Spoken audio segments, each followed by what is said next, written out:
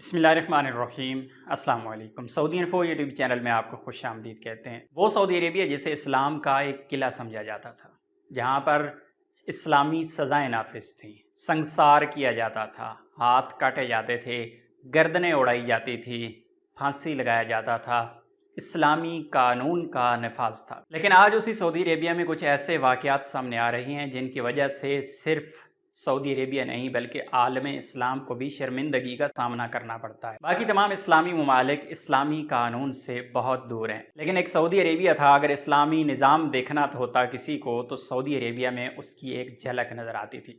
آج آپ لوگوں کے ساتھ ایک ایسی ویڈیو شیئر کریں گے، یقیناً آپ نہیں بلکہ عالم اسلام کے لیے شرمندگی کا باعث ہے، غم و غصے کا باعث ہے۔